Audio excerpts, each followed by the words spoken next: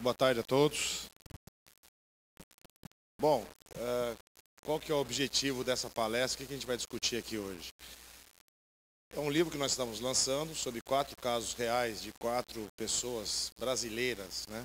Pessoas, investidores brasileiros que venceram no mercado de capitais, né? O nome do livro é esse. Caso de sucesso no mercado de ações, aprenda com quem venceu nas altas e baixas das bolsas de valores. Eu vou contar um pouco sobre a história deles agora, isso só para a gente conseguir homogeneizar a discussão aqui, para a gente estar no mesmo patamar de discussão. Dos 4 protagonistas, dos 4 que nós escrevemos as histórias, os 4 personagens, 3 deles estão aqui hoje com a gente, e depois que a gente fizer essa homogeneização, discutir a questão, deixar todo mundo no mesmo patamar de discussão, a gente entra na sessão de perguntas e respostas, vocês questionam para eles o que vocês desejarem, né? São pessoas que já têm uma experiência muito grande no mercado de capitais, que acho que pode ajudar a gente a aprender mais ainda como operar nesse mercado. Eu vou contar um pouco da história de como foi concebido o livro, qual que é o objetivo do livro e como foi concebido e por que foi escolhido, a gente escolheu essas 4 pessoas em 4 cidades diferentes do país. Então vamos lá. Primeiro, só para o livro, esse laser point é bem fraquinho, mas tem Geraldo Soares Leite, Rafael Leite. Geraldo Soares sou eu, Geraldo Soares Leite é meu pai, que é jornalista, me ajudou muito no livro, e o Rafael Reis, que está aqui, que ajudou bastante a gente também no livro, são os 3 autores do livro. Os protagonistas é o Ari Hilgert, que está aqui, o Samuel também está aqui, o José Otávio, só quem não pôde vir hoje é o Renato Rossetti, que está no exterior. O livro ele tem prefácio do presidente da Bolsa de Valores, o Edmir Pinto, né, que nos deu a honra de fazer o prefácio para o livro, ficou bem interessante. Bom, ele foi lançado agora na Expo Money em São Paulo e hoje nós estamos lançando aqui no Rio de Janeiro. Qual que foi a origem, gênese, né, a origem do livro? O livro ele começa primeiro com testemunhos reais de casos vencedores, de brasileiros vencedores no mercado de capitais. Então, a gente quando foi escolher as pessoas que iam ser os protagonistas, os personagens do livro, isso foi muito levado em consideração. Então, esse é o primeiro item que nós consideramos. Experiência de mercado. Uma coisa que eu considerei importantíssima, eu não quis pegar pessoas que tivessem 30 anos, 35 anos, que fizeram 2, 3 jogadas e ganharam muito dinheiro. A gente queria pegar casos de pessoas que passassem por várias experiências de mercado, eu vou mostrar para vocês um gráfico, passaram pela década perdida do mercado de capitais, que foi a década de 80, né? E eu queria que eles tivessem uma experiência político, social, econômica muito parecida. Né? Todos eles nasceram entre 1941 e 1949, ou seja, são pessoas extremamente experientes, conhecem o mercado, passaram pelas fases boas e ruins do mercado, né, e têm experiência, e venceram nesse mercado, isso que é o mais interessante, por isso que a gente fala, aprenda com quem venceu nas altas e baixas do mercado de capitais. Então isso foi outro item que nós consideramos, outra característica para fazer o livro. Mais uma, foco no mercado de renda variável, ou seja, os 4 com graus diferentes de aplicações, mas os 4 têm um grande foco de aplicação de investimentos no mercado de capitais, no mercado de renda variável. Eles não são aplicadores, tem alguns que aplicam até imóveis, aplicam em renda fixa, mas o grande foco, sempre eles estão olhando, o dia a dia deles, o que eles trabalham é com o mercado de capitais. Um dos personagens, inclusive, é 100% dos seus recursos financeiros estão no mercado de capitais. E não é de hoje. Né? Outra questão que eu quis mostrar é regiões distintas. Então nós temos um gaúcho, um pernambucano, um mineiro e um paulista. Por que isso? Sair um pouco do eixo Rio-São Paulo. Né? A gente começa a escrever, poderia pegar só personagens do eixo Rio-São Paulo. Eu queria sair para mostrar o seguinte. Existem investidores em outras regiões do Brasil com culturas diferentes, posturas diferentes, vontades e necessidades diferentes. Então, pegamos um gaúcho, pernambucano, mineiro e paulista. E o mais interessante é que cada um deles, a cultura da região deles, o gaúcho ele é gaúcho mesmo, estilo gaúcho, o pernambucano, a cultura da cidade é muito forte para ele, a mesma coisa com o mineiro e com o paulista, não paulistano, paulista Renato. Então, quisemos pegar regiões distintas para mostrar que apesar de ter culturas diferentes, histórias diferentes, regionalismo, né, tudo isso eles conseguiram vencer nesse mercado. Bom, isso, como eu já disse, histórias diferentes e muito interessantes, né? As histórias dos 4 personagens. Eles têm personalidades e postura de vidas distintas, não é só histórias diferentes. Né? A personalidade deles é totalmente diferente um do outro. Né? Quando tiver 3 aqui deles, vocês vão reparar isso. A maneira que eles falam, a postura até física, a maneira de se portar, a maneira é totalmente distinta. Foram escolhidos a dedo os 4 protagonistas. Então, personalidade e postura de vidas totalmente distintas. Eles não são figurões ou gurus de mercado. Eu queria mostrar coisas atingíveis. Né? Uma coisa é eu chegar aqui, fazer um livro sobre um sujeito que tem 2 bilhões de dólares em aplicações no mercado. Quando você começa a ler uma história dessa, Warren Buffett, etc., parece que é uma coisa impossível de ser atingida. Eu queria pegar uma história de vida, um brasileiro, numa região, numa cidade, que ele construiu o patrimônio dele, enriqueceu, enfim, se venceu no mercado de capitais, e uma coisa atingível, que as pessoas vissem e falassem, eu posso me espelhar nele, ou nesse, ou naquele, um deles, um dos 4 protagonistas. Ou seja, nós não quisemos pegar pessoas que fossem extremamente conhecidas, pessoas que começam a dar lições de moral, regrinhas para cima e para baixo. Uma coisa que a gente deixa bem claro no livro, o livro não é um livro de autoajuda. Pelo contrário, é um livro de anti-autoajuda. O livro ele não dá regras. Por quê? Se eu tenho 4 pessoas diferentes, com 4 modelos de investimentos diferentes, e os 4 venceram, eu estou dizendo o seguinte, não existe uma regra. É isso que o objetivo do livro, no final, é isso, não existe uma regra. Né? Cada um conseguiu, com a sua postura, com a sua personalidade, com a sua história, criar a sua própria maneira de investir e foi vencedor. Como eu disse, políticas de investimento às vezes contraditórias. Entre eles, né, vocês vão, quem tiver a oportunidade de ler o livro, entre eles existem histórias que num determinado período, momento econômico, momento, né, um determinado ano, uma determinada, enfim, evento que aconteceu na sociedade, cada um tomou uma postura diferente de investimento. O que demonstra, mais uma vez, né, que não existe uma política só uma maneira de fazer. Uma coisa que eu, pessoalmente, detesto é regras, né? Regra do tipo, olha, invista a longo prazo, seja econômico. Isso daí depende muito de cada um. Um dos protagonistas é gastador. Faliu 2 vezes. Ou seja, onde eu quero chegar, pessoal, você tem que descobrir o teu caminho. E não ficar seguindo regra dos outros. Né? Se alguém se deu bem numa operação, ele se deu bem. Ele fez a coisa correta para ele. Você que tem que descobrir o seu próprio caminho. E a gente quer passar 4 experiências para vocês poderem pensar a respeito disso. O que eles têm em comum? A tela anterior eu falei o que eles têm muito de diferente. Políticas de investimento diferentes, personalidade, postura. O que eles têm de comum? Né? Uma questão que eles têm em comum, todos são frequentadores assíduos de reuniões da APIMEC, da Associação dos Profissionais de Investimento no Mercado de Capitais, que tem aqui no Rio de Janeiro, em todas as cidades que eles moram, que tem a APIMEC, e as reuniões das empresas nas APIMECs, né, eles vão e frequentam essas reuniões para conseguir informações, ver o que as empresas estão apresentando estrategicamente. Todas as informações são públicas, não tem nenhuma informação, olha, privilegiada, etc. e tal. Mas com base na reunião APIMEC, eles conseguem fazer análise, né, para escolher onde eles vão fazer o investimento. Então, isso é um dos poucos pontos comuns que existem entre os 4. Mais idades próximas, que eu já comentei, as idades entre eles é muito próxima, né, ou seja, vivenciaram momentos econômicos e políticos muito parecidos.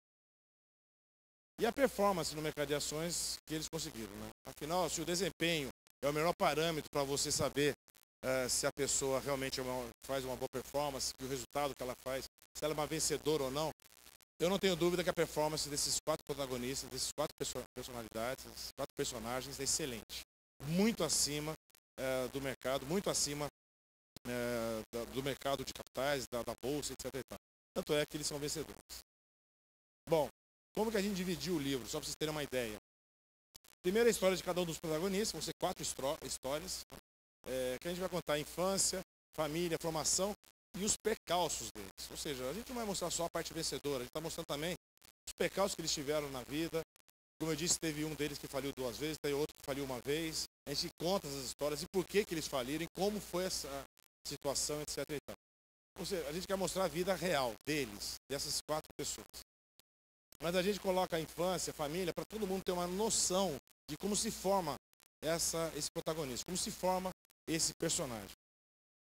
Fatos concretos no mercado de capitais, altos e baixos. Ou seja, a gente conta a partir de um determinado momento, que vocês já perceberam como é formada essa pessoa, como essa pessoa, como ela foi estruturada, familiar, com a família, educação, etc., a gente começa a contar quais foram as investidas, as operações, as melhores operações, mais importantes de cada um, em altos e baixos do mercado. Ou seja, tem momentos que eles vão perder dinheiro, tem momentos que eles estão ganhando dinheiro, e cada um tem característica totalmente distinta. Quem lê vai reparar nisso em cada uma das histórias. Uma outra característica que tem no livro é o seguinte: se você lê o texto, parece que foi escrito por 4 pessoas diferentes, e não foi. O objetivo do livro, os textos, eles são muito parecidos com o estilo de cada um, com a postura de cada um. Então, tem um dos personagens, uma pessoa mais solta, mais tranquila, etc. Então, o livro, a maneira de escrever o livro, a maneira que ele leva a vida, está escrito dessa forma. Tem um que é muito mais estudioso, o livro vai estar muito na parte dele, né, o texto desse protagonista, desse personagem, vai estar muito mais denso. Ou seja, a gente quis fazer os textos refletindo cada um dos personagens, cada um dos protagonistas. No final de cada história, de cada um deles, a gente colocou a política de investimento individual, né, para o leitor perceber como que cada um desses 4 personagens investem no mercado de capitais.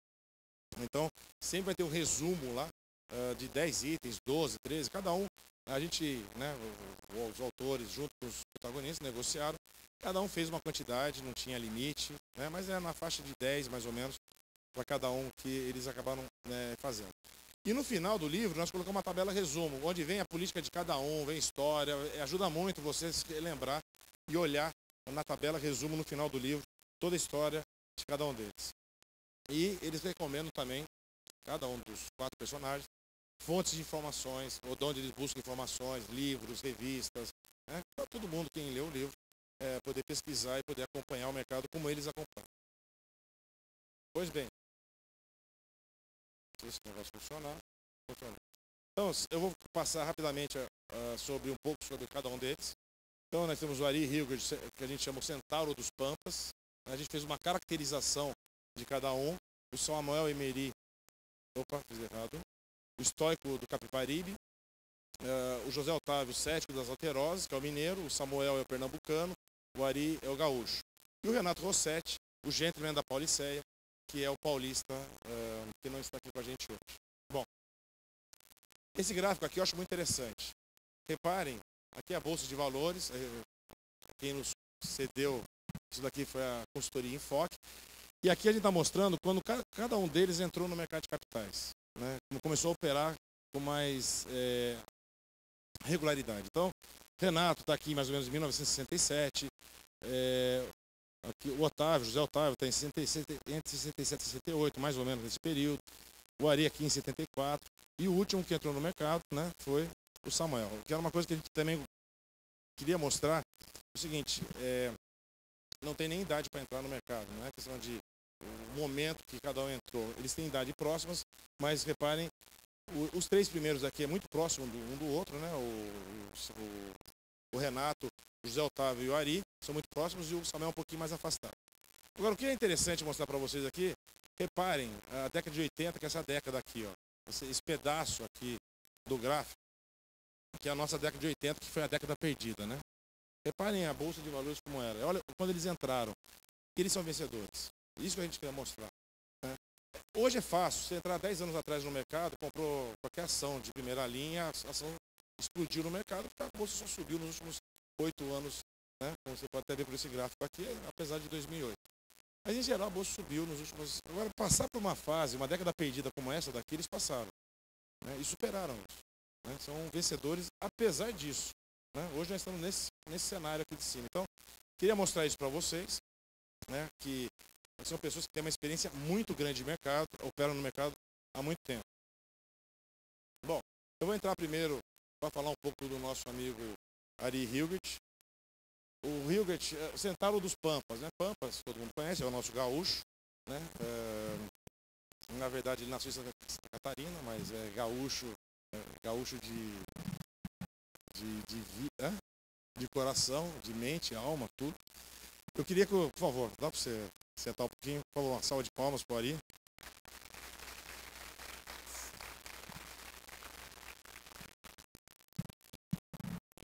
Bom, o Ari é o gaúcho do grupo, né?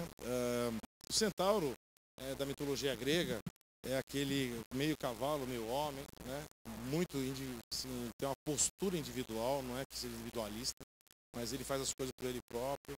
É uma pessoa que vê bem obstinada, com objetivos bem claros na mente, né?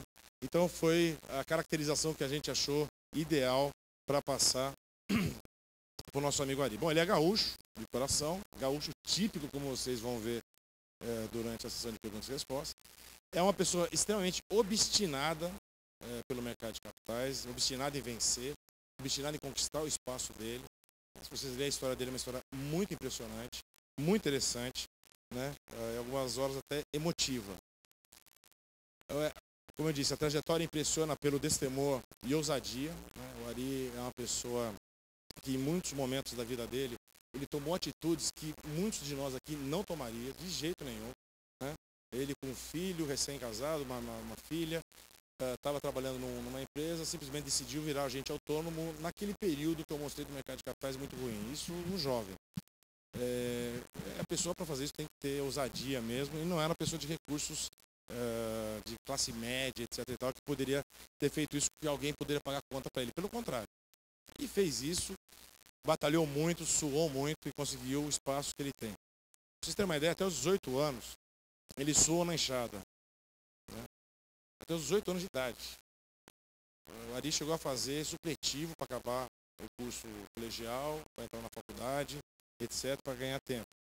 E hoje é sócio controlador de uma companhia aberta de médio porte, só para vocês terem uma ideia. Né? Uma pessoa que até os 18 anos estava na enxada. Hoje ele é criador de gado e cavalos puro sangue crioulos, ele voltou à origem. O Ari tem uma fazenda enorme no sul do Brasil, né, na região lá da Lagoa dos Patos, muito bonito mesmo, vale a pena conhecer. Eu estou convidando já, você vai ficar bravo comigo, mas é muito bonito, os cavalos maravilhosos. E, na verdade, eu caracterizo no livro, ele pode até me contestar, mas ele voltou à origem dele, voltou quando ele estava na enxada, até os 18 anos, etc., quando ele tem os seus 1000 alqueires aqui de terra no sul do Brasil.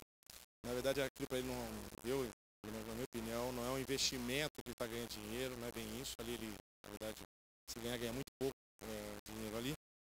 Mas na minha cabeça é volta à origem. Ele voltou à origem dele, voltou à origem de criação, voltou à infância. Aqui está tudo escrito no livro, como vocês poderão ter oportunidade de... quem lê poder perceber, ter a oportunidade de perceber. Todos os recursos financeiros estão na bolsa. Esse é o nosso ousado Ari Hilgert, o centauro dos Pampas. E com ele vocês aprenderão o valor da audácia. Né? Uma pessoa audaciosa, uma pessoa que faz, acontece, vai atrás, é obstinado, né? E faz algumas jogadas, como eu disse, extremamente, que na opinião de muitos de nós aqui seria extremamente arriscada, audaz, né? E ele faz. E para ele, e o mais gozado, quando você conversa com ele, ele não está correndo um risco como nós achamos. Né? Você fala, mas Ari, você está correndo um risco enorme. Que risco? Não tem risco nessa operação. Porque na cabeça dele, ele trabalha de outro jeito. É a postura, é a personalidade, é a formação, estrutura, a forma de investimento, tudo que nós falamos, como foi construído o livro. Né? E é isso que é o nosso querido amigo Ari Hilgert. Pois bem, então vamos ao segundo, Samuel Emery, o estoico do Capibaribe, pernambucano. Né? Por favor, Samuel, você poderia, por favor, uma salva de palmas.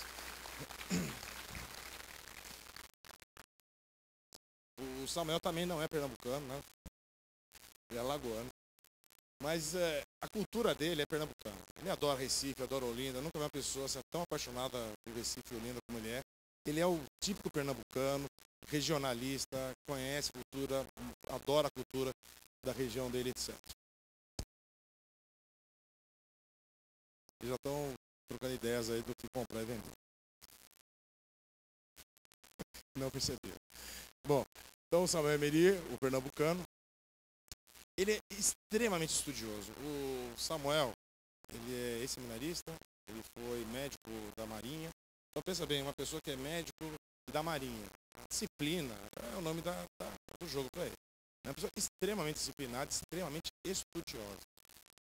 Impressiona o nosso amigo Samuel pela profundidade de análise que ele faz de uma empresa.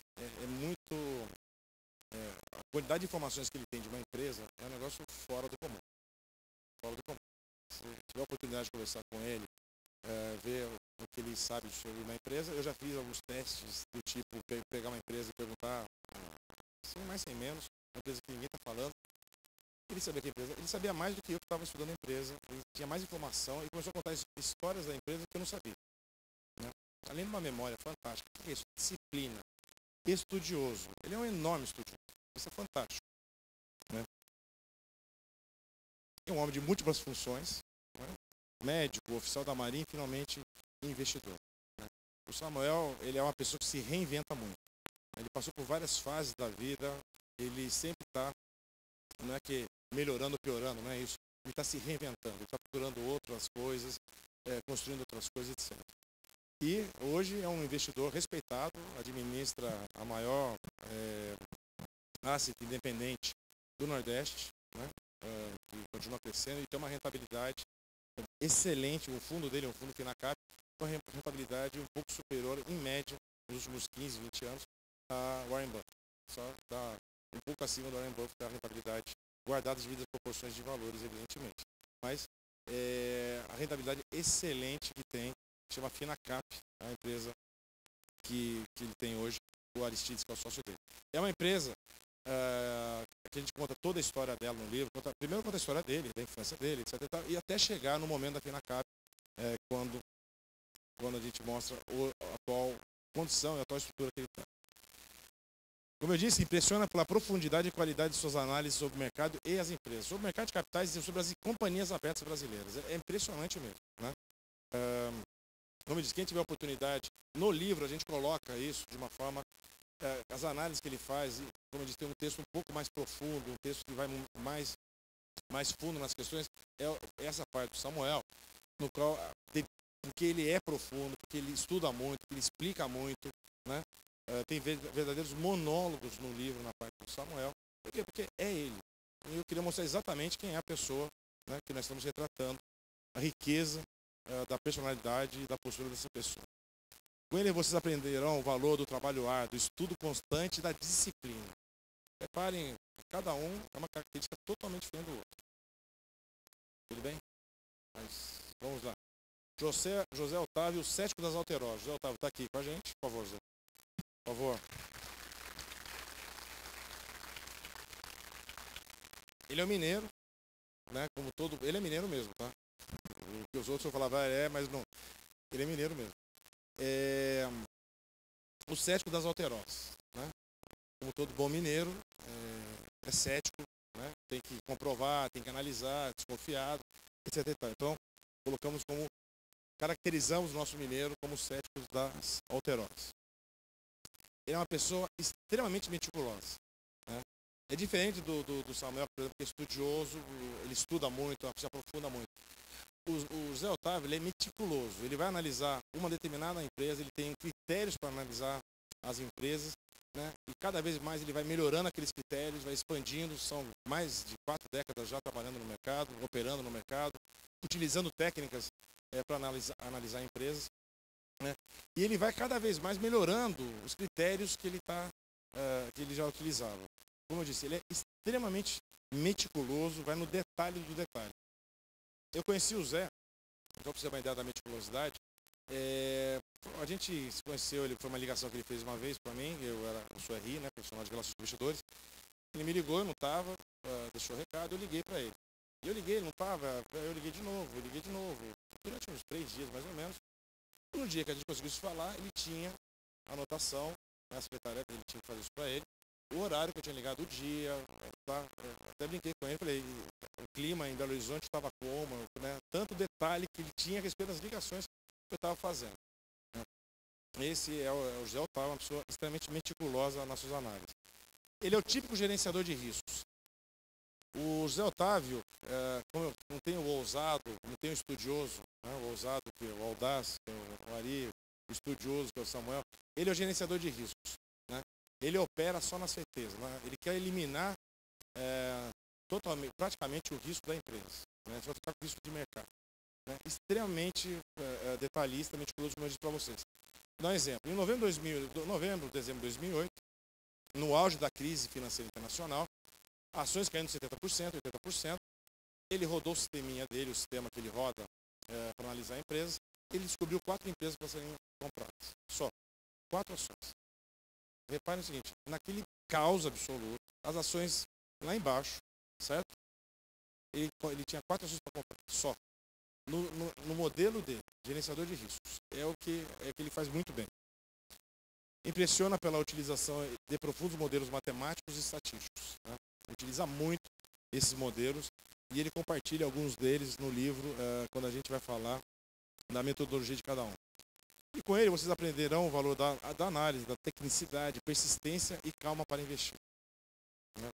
José várias vezes já ficou anos, 1 ano, 2 anos, sem investir no mercado, só no CDI, aguardando o momento oportuno para entrar. Ele é um gerenciador de risco. O gerenciador de risco só vai entrar no mercado quando ele achar que vale a pena. Ele ficava parado, totalmente parado. Né? Eu sou profissional de relações com investidores do Itaú Unibanco. Ele me dizia, quando eu conheci ele, né, 10, 12 anos atrás, ele me dizia o seguinte: quando eu comprar a ação do banco, do Itaú Unibanco, você vai estar chorando. Né? Porque eu, como profissional, você vai estar lá embaixo, porque ele vai estar comprando. Né? Então, o dia que... Ainda bem que ele nunca me deu essa notícia. Né? Estou comprando ações do banco. Né? Nunca me deu essa notícia. Né? Então, eu não precisei chorar.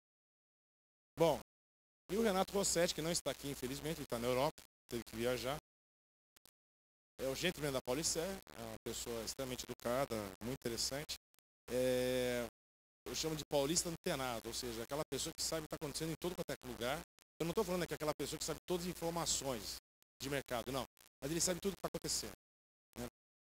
É uma pessoa extremamente cordial, extremamente educada, sofisticada, culta. Né? E o tipo de gentleman sofisticado e culto, e o tipo de relacionamento que ele faz com o mercado, né? Ele acaba sabendo tudo o que está acontecendo, todos os detalhes que estão acontecendo, etc. O Renato, ele tem uma diversidade de contatos. Né? Ele é o tipo da pessoa, lembre-se que eu falei, um é obstinado, outro é meticuloso, outro é estudioso, e o Renato é de relacionamento. O Renato é uma pessoa que se relaciona com muita gente. E aí ele consegue informações. Informações privilegiadas? Não. Informações públicas. Só que ele faz o quê? Ele une, interliga as informações entre vários públicos distintos. Então, ele tem, por exemplo, o grupo dele que ele toma uísque de quinta-feira no mercado financeiro, vai almoçar com o pessoal. Ele tem a turma de vinho que ele se reúne a cada 15 dias para degustarem vinho. São grupos totalmente distintos um do outro. E cada um deles está trocando ideias, batendo papo, etc. E dá informação. Mas sabe o que está acontecendo na empresa? Sabe o que está acontecendo na empresa? Nada é privilegiado, é público. Só que ele faz união de informações de vários públicos. Ele tem o grupo de arte, o grupo de música, tem, enfim, vários tipos de relacionamento totalmente distintos. Quando a gente estava terminando o livro, eu liguei para ele e falei: olha, você tem que dar a última revisão no livro, né, a última versão e tal, tem que dar. Ih, não vai dar. Por que não vai dar? Não, porque eu estou indo para Varsóvia. Por que você está indo para Varsóvia? Ele ficar uma semana em Varsóvia. Ele estava indo para assistir uma semana de Chopin, né, com um grupo de pessoas que adoram música clássica aqui do Rio de Janeiro. Ele é paulista, mora em São Paulo. Um grupo de amigos dele, amigos, amigas, enfim. Eles ficaram uma semana em Varsóvia, curtindo música clássica, Chopin, maravilha, etc. Em Varsóvia, e trocando ideias. Ele é o tipo da pessoa de relacionamento. Né? E tem muita gente, conhece muita gente no mercado, etc. Ele impressiona pela paixão que se dedica a tudo que faz. Né? Ele adora vinho, adora música, adora o mercado, adora a bolsa, adora tudo. Né? Ele é uma pessoa apaixonada. Né? O Renato Rossetti. E aprenderão o valor do relacionamento interpessoal, da determinação e objetividade. Né? Quer dizer, não é porque ele tem um monte de relacionamento que ele é objetivo. Ele é extremamente objetivo. Ele faz a pergunta na cara da pessoa, quando ele está interessado em alguma informação, que ele está se relacionando. E aí ele constrói os seus modelos, constrói as suas formas de aplicação, etc. Bom, então esses são os 4 protagonistas, 4 pessoas, como eu disse, totalmente distintas. Né? E qual que é as considerações que nós, autores, temos? Primeiro, não há um padrão fixo de investimento em ações. Esquece isso não existe. Pessoal, eu escolhi 4. Eu tenho mais 12, 13 casos que eu poderia escrever. Até pode ser em outro livro. Né? Pessoas que têm uma postura de relacionamento com o mercado de capitais, postura com a bolsa totalmente distinta. E nós queremos mostrar o seguinte: olha, não existe uma regrinha, não existe uma receita de bolo, faça isso, faça aquilo, aplique a longo prazo, aplique a curto prazo. Isso não existe. existe o comportamento de cada um. E você descobriu a melhor maneira que você investir. Essas dicas, digamos assim, né, de longo prazo, curto prazo, ajuda só você a parametrizar as coisas. Mas cada um tem uma maneira de fazer as coisas. Né? Por exemplo, o Renato Rossetti é um gastador. É uma pessoa que adora gastar dinheiro nos relacionamentos dele, vinho, viagem, etc e tal. Tem mais três aqui, eu não vou que é muito mais econômico, digamos assim. Né? Cada um tem uma estrutura e os quatro são vencedores.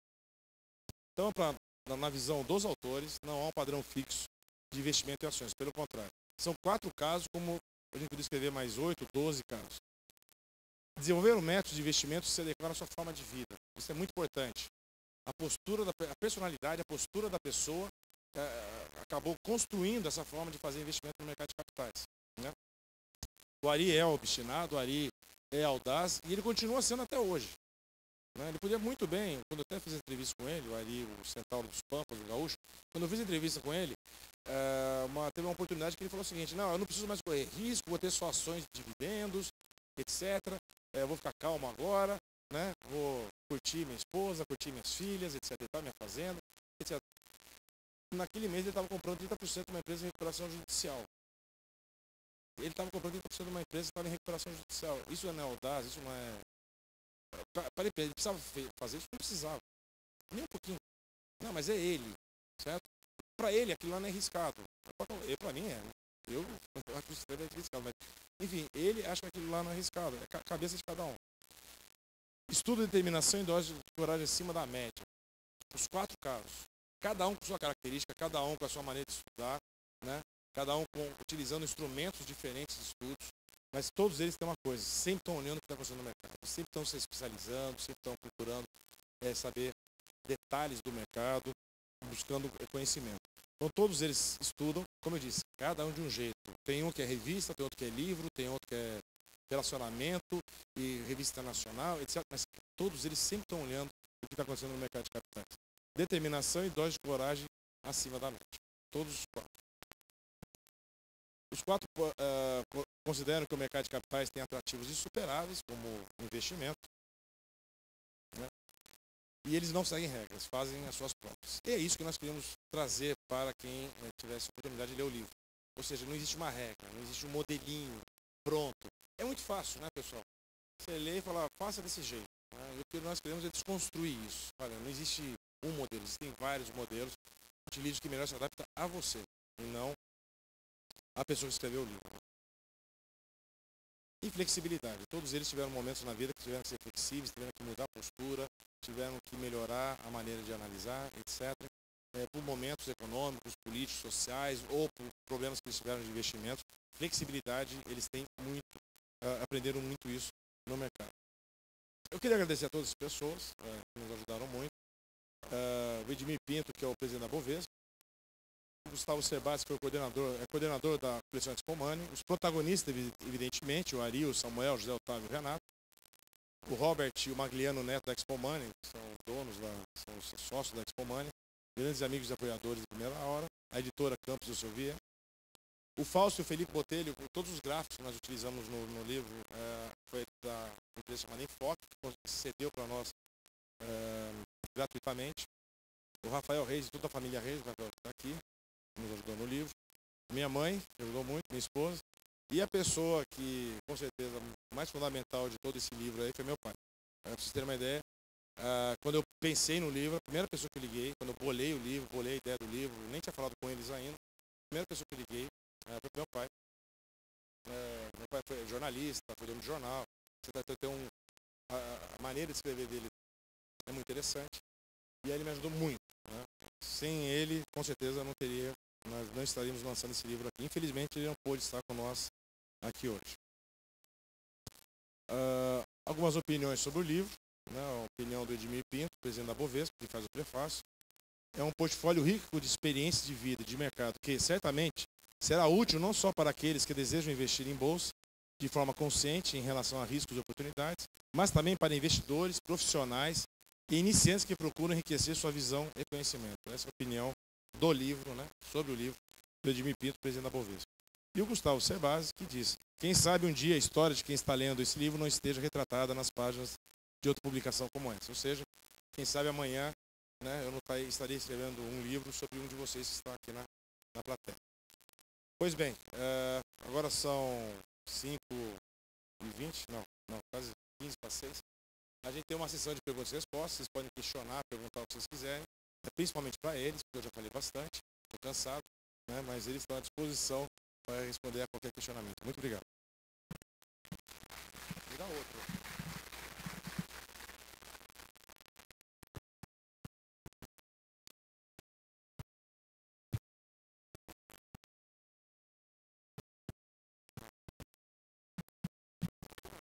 Menino aqui, não. Com licença, boa noite. Acho que já é boa noite quase, né? Antes de mais nada, eu quero parabenizar aos senhores pela trajetória de sucesso que vocês tiveram, né, ao longo dessa carreira de investimentos, de renda variável. E, ao mesmo tempo, lamentar pelo pouco tempo que nós vamos ter para poder explorar um pouquinho a experiência de vocês, né, ao longo de tantos anos. Eu quero fazer um comentário. Eu sou uma pessoa fundamentalista, eu sou muito seguidor de Warren Buffett, eu analiso realmente algumas empresas nas quais eu julgo ser importante, ser fundamental fazer algum tipo de investimento. E pelo que nós rapidamente vimos pela apresentação, vocês já são investidores há muitas décadas, certamente. E eu queria saber se durante esse tempo todo, apesar de nós sabermos que tiveram uma série de contratempos, né, quer dizer, umas subidas altas e baixas da Bolsa, se vocês tiveram alguma filosofia mais realmente de ser fundamentalistas, ou então vocês aproveitaram algum processo grafista, enfim, eu queria saber um pouquinho de vocês sobre isso. Eu, particularmente, sou essencialmente fundamentalista. Faço a parte de análise gráfica só corroborando, mas eu não jamais deixo de comprar um papel porque ele está graficamente em queda, principalmente se eu estou baseado nos seus fundamentos. Quanto mais ele cai, mais eu fico feliz, né? E não compro nenhum papel porque o gráfico deu indicação de alta. Eu não uso o gráfico para me guiar.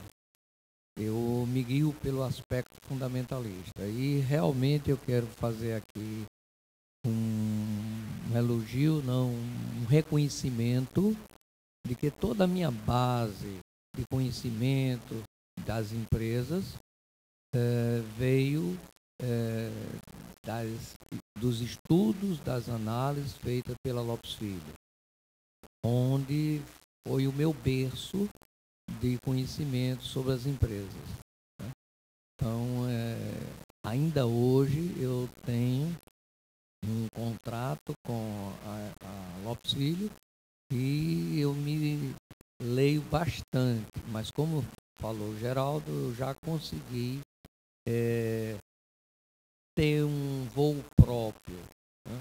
Eu, como dizem na minha região, quem anda na cabeça dos outros é piolho, né?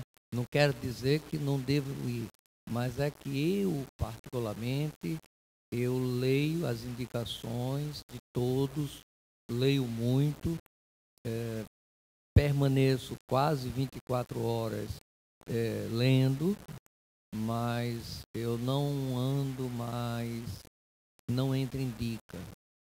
Já foi no meu início, quando na década, início de 70, o mercado brasileiro tinha muito pouca informação, existia muita dica e eu também fazia parte disso, mas sempre tiravam a escada e eu ficava simplesmente pendurado na brocha. Então deixei de ter esse hábito. Prefiro não ganhar a comprar um papel por indicação. Eu tenho uma indicação, vou estudar a empresa. Se coincidir com aquele meu pensamento, eu realmente faço o investimento. Se não, eu não faço. Deixo de ganhar. Deixa eu fazer só mais uma pergunta. Não sei se o senhor poder também me responder. O numerário de papéis hoje que vocês julgassem que fosse uma boa quantidade para administrar, através do fundamento, da análise fundamentalista, mais ou menos quantos papéis a gente poderia ter? Olha, eu sou muito, como muito bem retratou Geraldo, eu sou muito eclético, eu procuro ver tudo, né? E às vezes eu não consigo, eu não tenho uma limitação, eu não sigo nenhum corolário, nenhuma regra de ter 5 empresas, 6 empresas, 10 empresas, 12 empresas. Eu vivo só para isso. Então, eu só compro aquilo que eu consigo estudar. Mas eu sou muito aberto, eu estudo tudo, eu vejo tudo. Eu não acho que tem um limite. A não ser que a empresa que você tenha um problema, ou sua perspectiva futura mude, ou se você tem um preço extremamente elevado, e aí não compense você continuar naquela empresa porque o preço está absurdo. Mas simplesmente porque eu tenho 5 empresas ou 6 empresas e não posso adquirir mais 2, mais 3, eu não tenho esse problema comigo. Bom, como a gente começou no mercado, na época praticamente as informações eram quase zero, não se tinha informação. A gente praticamente era autodidata, a gente tinha que correr atrás de tudo quanto era tipo de informações que pudesse se obter. Hoje não tem nem comparação com o nível e a quantidade de informações que a gente está tendo. Tá? Agora, eu acho que o fundamento não pode ser esquecido jamais no mercado de capitais.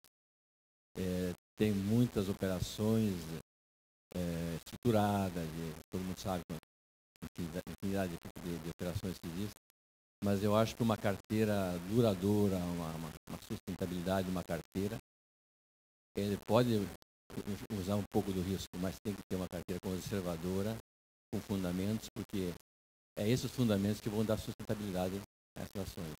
E usando os fundamentos, a médio e longo prazo, não tem risco de característica. Pode eventualmente ter um papel que não está sendo rentável o suficiente, ter a oportunidade de trocar por um outro melhor. Mas, no geral, o fundamento é importante. Quanto à quantidade de papéis, eu tenho mais ou menos essa ideia também. Nunca olhei quantos tem. Às vezes eu olho, a carteira está grande, aí tento reduzir alguns para não ter demais papéis para cuidar. Mas não tem limite. Eu acho que cada carteira, o volume da carteira, cada forma de analisar, não tem nada a estipular a quantidade de papéis. Não.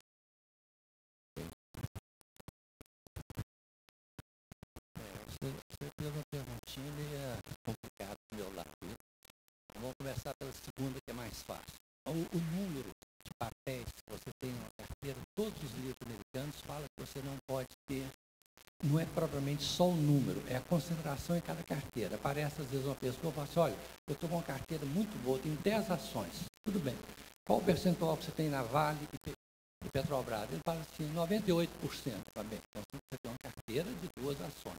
Então, todos os estudos estatísticos, matemáticos feitos em volta do mundo, o número não pode ser menos de 1/7 da carteira numa ação.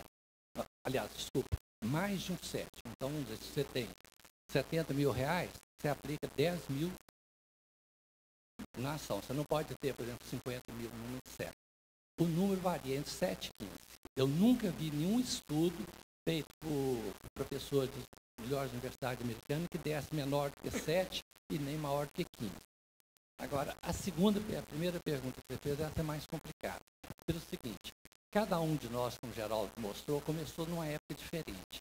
Então, quando eu comecei no mercado, a primeira pergunta era o que significaria o direito de recesso de uma empresa. Naquela época, Decreto-Lei 2627 falava, se a empresa quisesse tomar determinadas medidas, tinha que pagar o valor patrimonial da ação para os dissidentes. Eu fui a pessoa que fui dissidente em maior número de empresas no Brasil. Tanto é que na reforma da lei agora, eles tiraram, por minha causa, eles tiraram o direito de recesso para quem comprar a ação depois que foi publicado o fato. Então, por exemplo, eu li às 8 horas da manhã que a empresa tal ia criar uma classe tal de dividendo. Eu ia lá na bolsa, comprava, daí uma semana, dissidente da empresa, eu fui dissidente em quase todos os países, todos os estados da federação. Então, aí eu fui aprender o que é valor patrimonial da ação. Tive a maior dificuldade. Então, fui aprendendo passo a passo. Inclusive, no livro aí que vocês verem, tem aí a tabela, como que eu fazia. Eu acompanhava todas as empresas brasileiras. A minha empresa foi a única empresa que na década de 70, 80 e 90 acompanhava todas as empresas brasileiras.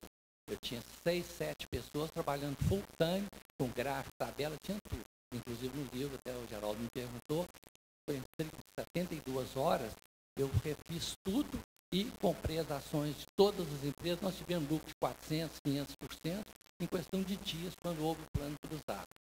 Agora, a sua pergunta, ela é complicada de falar, porque no meu caso, eu não trabalho eu trabalho muito com outras variáveis que não são as variáveis da análise fundamentalista e técnica. Eu olho muito, por exemplo, a hora de entrar, a lei da oferta e da procura, a psicologia do mercado. Eu não trabalho, por exemplo, com ações preferenciais, eu não trabalho com ações onde o endividamento, o debit equity é mais do que, vamos dizer, 2, 3, por exemplo.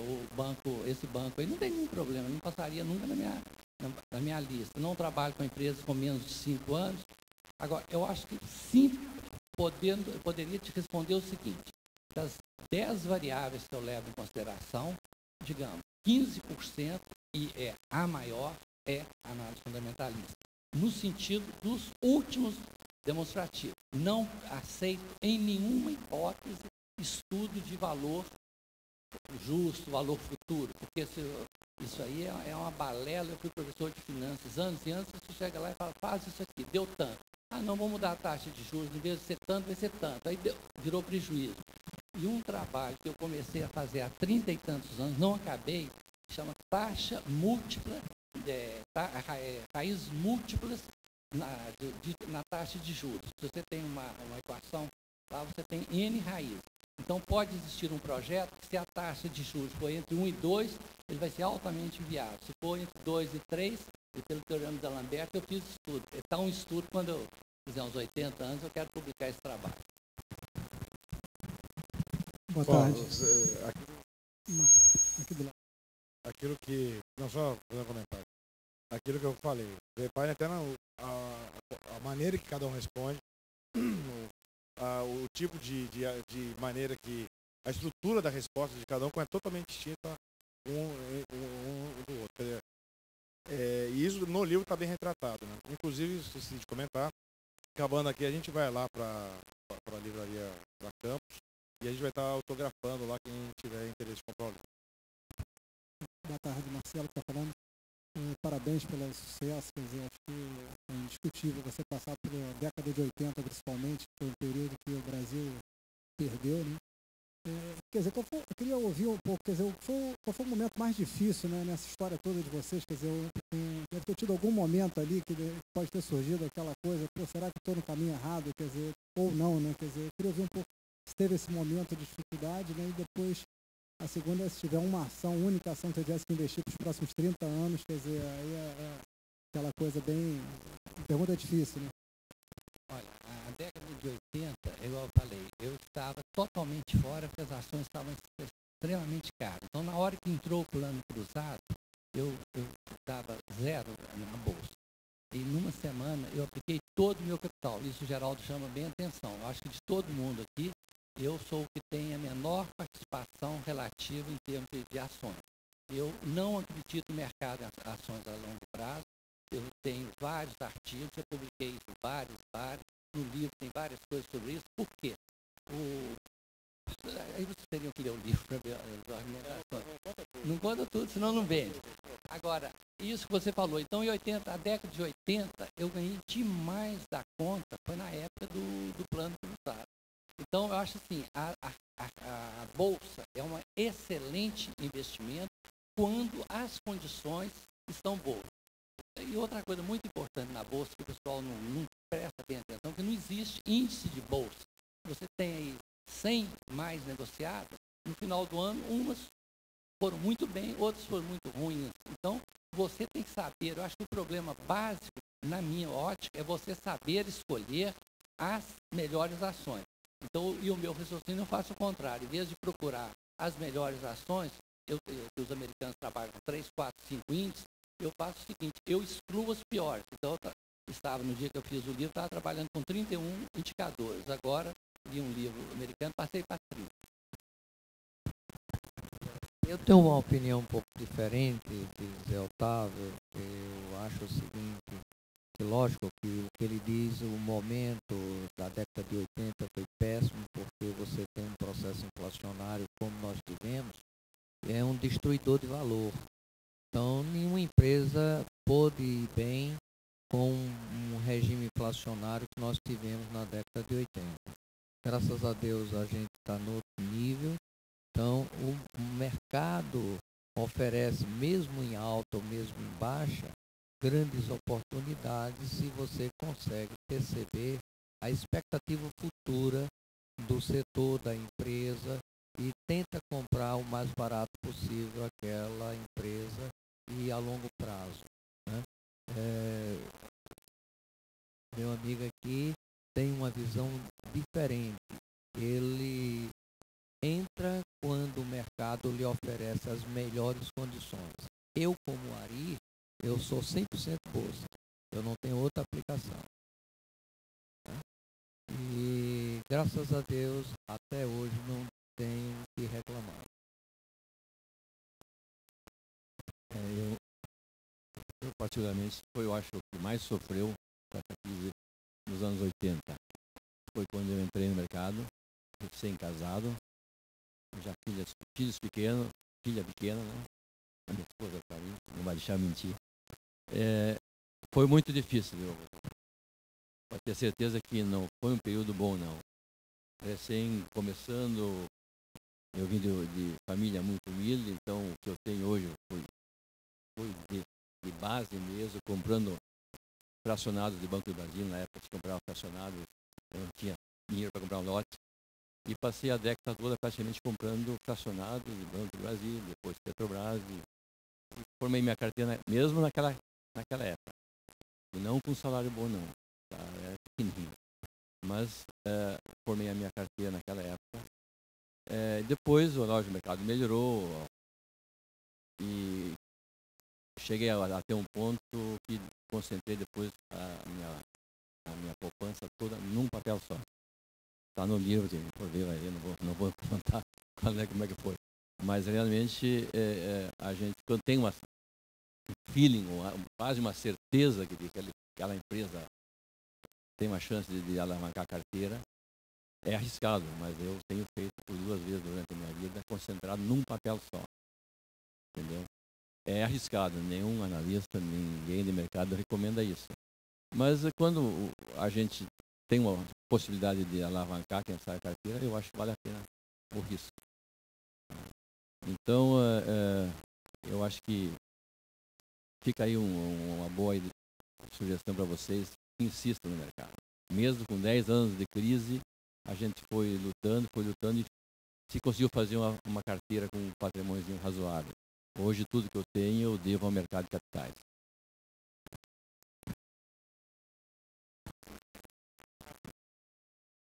Não, só fazer uma consideração. Ele falou que ele colocava num papel 100% dos recursos financeiros dele. Tá? Então, e só comentar, não é a década de 80 só que a gente retrata no livro, né? A gente retrata os percalços, como eu disse, que aconteceram, alguns na década de 80 e outros na década de 90, outros na década de 70, mas mais concentrado na década de 90, onde vários deles tiveram percalços que nós retratamos no livro. Como eu disse, não é só as altas que a gente retrata também as baixas. Eu falei que teve protagonista que chegou a falir 2 vezes, né? Eu não vou dizer quem, porque vocês têm que ler o livro, né? Tá à venda, tá ali na livraria, né? E aí vocês leem lá, e os percalços, que tudo que eles estão comentando tá descrito lá, essa questão que ele comentou da Ana, que é a esposa dele, o período que ele comprou o apartamento, etc e tal, da primeira filha. Tinha uma pergunta lá no fundo, né? Uma pergunta para o José Geraldo. Gostaria que ele abrisse para a gente quais foram os múltiplos usados pelo seu... como é que foi o nome que você falou, Geraldo? ele tem lá um sistema que faz lá uma avaliação, né, dos ativos, né? Então, quais foram os múltiplos usados quando, no segundo semestre de 2008, apenas 5 empresas foram aprovadas lá pelo teu sistema lá para compra? Que múltiplos são esses? Olha, a sua pergunta é muito boa. Agora eu vou responder ela só pela metade. Igual o Geraldo, do livro, é lá. Primeira coisa, eu só trabalho, por exemplo, em princípio, eu excluo todas as ações preferenciais do meu trabalho. Primeira coisa, primeiro filtro. Então, 70% do mercado eu não passo perto. Depois, segunda coisa, eu excluo todas as estatais. Eu não compro nenhuma empresa de estatal. Aí você já começou a complicar, a lista vai diminuindo. Depois, todos os múltiplos que são conhecidos, eu trabalho com eles todos. Mas aí eu já trabalho ao contrário. Enquanto todo mundo escolhe, por exemplo, um indicador qualquer, por exemplo, eu quero um dividend yield, por exemplo, de 5% ao ano. Eu uso outro indicador. Eu quero que a empresa pague dividendo, por exemplo. Então, eu vou podendo fazer um índice atrás do outro. Então, com isso, no final, igual eu falei, nessa época eu cheguei a 4 empresas. Aí, quando eu chego nas 4 empresas, aí que eu vou estudar aquelas empresas. Então, no caso, uma delas, por exemplo, era Aracruz. Não pode comentar ali, está no livro, não pode. Então é o seguinte, na Aracruz, por exemplo, ela estava no meio de um processo quando houve o problema dos derivativos. O derivativo era um problema que, para a gente que foi professor de finanças, é uma coisa assim que a qualquer aluno meu de economia, primeiro ano, eu teria dado bomba neles. Você fazer uma coisa que eles não deram conta de simular uma situação adversa. Então, ia acontecer o quê? Uns 5 ou 6 casos aí grandes. Então, teria que ter uma solução. Dívida pequena sempre se resolve, sempre tem que ser paga. Agora, dívida grande, não. Por exemplo, ontem rolou uma dívida com, 13, 15 anos para pagar, IGP sem juros, sem nada. Quer dizer, então, o que acontece? Os bancos tinham que acertar a situação das empresas. Então, era óbvio, com 99% de certeza, que teria que ser feito. O que foi feito? O prejuízo todo jogou nas costas de quem? Dos preferencialistas. Então, é mais ou menos por aí. Você vai estudando e vai chegando à conclusão. Agora, às vezes, você chega numa empresa, por exemplo, vamos dizer, se eu sou mineiro, eu chego numa empresa muito boa, ela é mineira, eu excluo da minha lista. Eu não compro empresa mineira. Por que eu não compro empresa mineira? Porque se eles chegarem lá, tomarem qualquer medida contra acionista, eu vou entrar na justiça. Aí o diretor-presidente liga para mim, Zé Otávio, você foi meu professor, agora você virou meu inimigo, então empresa mineira está fora do meu...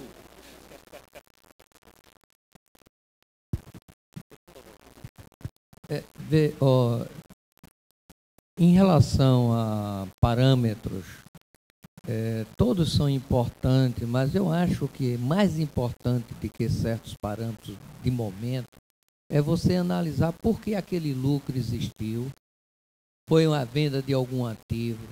Por exemplo, eu uso muito rentabilidade patrimonial, porque uma boa empresa com uma rentabilidade patrimonial muito significativa, se tiver algum percalço, ele pode diminuir, mas não vai ter prejuízo. Você tem que analisar também as expectativas futuras. Uma coisa extremamente importante é como é a administração daquela empresa, como ela se comportou com os minoritários no passado recente. Porque se você entra numa empresa que tem um histórico de não tratar bem ao acionista, você, mais cedo ou mais tarde, se você continuar sendo acionista daquela empresa, você vai passar pelo mesmo período, mesmo problema. Porque cesteiro que faz um cesto, faz um cento. Então, eu já descarto também empresas excelentes, mas cujo passado recente foi extremamente negativo para os minoritários. Eu acho que o Samuel foi bem claro nos fundamentos dele e eu endosso o que ele disse. E eu acho que a pergunta foi mais dirigida ao Otávio. Né? Acho que tem mais perguntas, não, já? Então, deixa eu deixar. Aqui, boa tarde. Vocês tinham alguma atividade paralela ao mercado de ação? Eu sou profissional liberal, ficou full time no mercado. Como é que é isso? Isso é para gente que está começando agora. Eu vou contar um pouquinho, bem rápido, da minha história, porque senão você não vai ler o livro. Por um problema que ocorreu comigo, por ser médico, e como médico eu não tinha nenhum intimidade com o mercado financeiro, eu emprestei uma cooperativa do Banco do Brasil, que foi a falência, etc, etc. E aí eu caí na mão do mercado de ações e fui começar a estudar. E por muito tempo eu convivi comprando para mim ações e sendo médico. Depois que eu me aposentei, foi que fui ser sócio de uma empresa e hoje a gente vive exclusivamente focado no mercado de ações. O ideal, qualquer pessoa pode fazer isso aí, mas é bom não servir a dois senhores. Entendeu? Eu comecei numa corretora de valores estatal e aprendi bastante com a corretora. A partir daí eu sempre, num período, eu saí da corretora como autônomo, com agente autônomo de investimento. E numa época o Banco Geral do Comércio me contratou para montar a mesa de ações. E foi também um período curto, mas depois que o cara sente o gostinho de autônomo, eu acho que é difícil se prender de novo. Então eu sempre fui autônomo, administrando carteira, a minha carteira, procurando comprar papéis de mais diversas formas. Inclusive, atuei bastante na parte de incentivos fiscais também. Na época do Finor, FISET, né?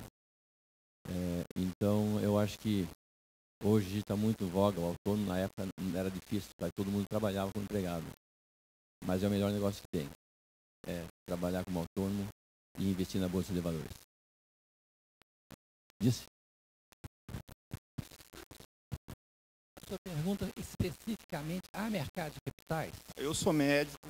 Não, mas você fez a pergunta relativa a mercado de capitais. Botando para gente aqui do público comum, né? Eu colocaria o meu caso, eu acho que o Geraldo foi muito feliz em escolher 4 pessoas, não posso falar praticamente diametralmente opostas. No meu caso, eu fiquei focado não só em mercado de capitais, mas em negócios de um modo geral. A minha firma no início chamava Consultoria de Engenharia e Economia, atualmente que é mais mercado de capitais.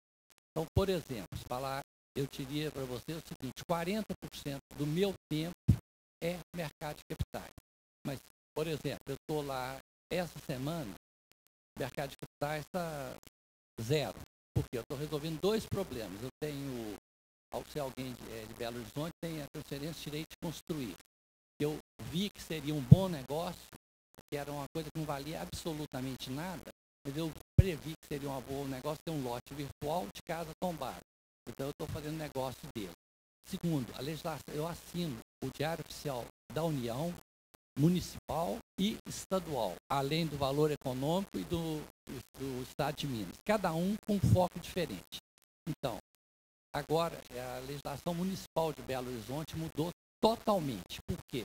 Por causa da Copa. Então, eles deram, por exemplo, um prazo. Eu tenho uma área muito grande, de 13 lotes, que é uma área que eu brincava para a minha aposentadoria. Aí, o que acontece?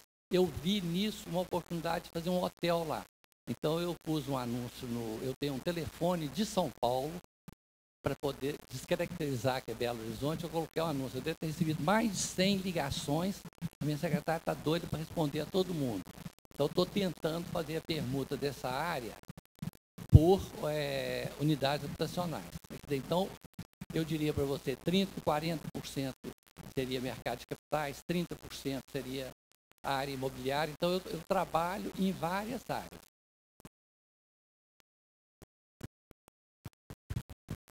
A gente já recebeu uns 3 cartões vermelhos aqui das meninas.